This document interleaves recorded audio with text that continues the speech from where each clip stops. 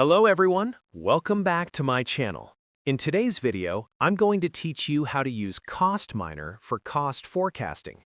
By the end, you'll know how to set a solid baseline, organize your costs for clarity, and enable the forecast view so your projections are meaningful and reliable.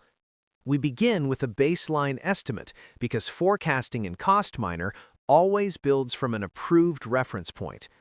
Open your project in Costminer and make sure your BOQ, or bill of quantities, is complete.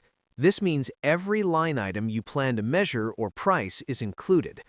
Populate your cost estimate so the numbers reflect the latest scope and pricing. Take a moment to review your totals by materials, labor, and equipment. This quick check helps you catch missing items or unusual rates before you lock anything in. Once you're confident the estimate is accurate, lock it or mark it as the baseline. Think of this as freezing a snapshot in time. It becomes the benchmark your forecast will use to track performance and changes.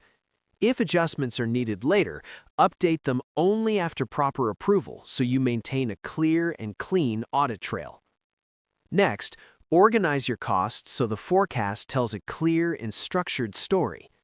Go to the project structure and then open Phases. Group your BOQ items by project phase, such as foundation, structural, and finishing, or by cost codes depending on how your team reports progress. The goal is to match how the work will actually happen on site.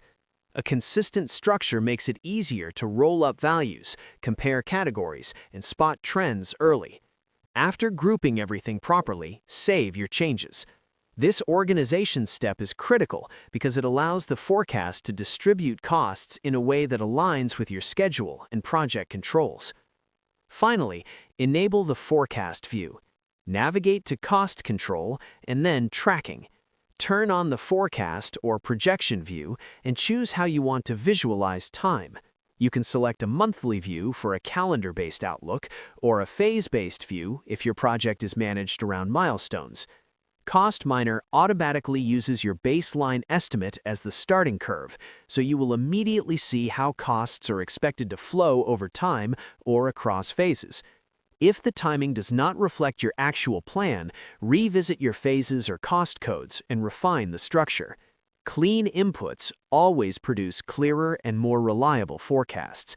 As your project progresses, this forecast view becomes your live window into performance against the baseline. That's it for today's tutorial. If you found this helpful, don't forget to like, subscribe, and see you in the next video.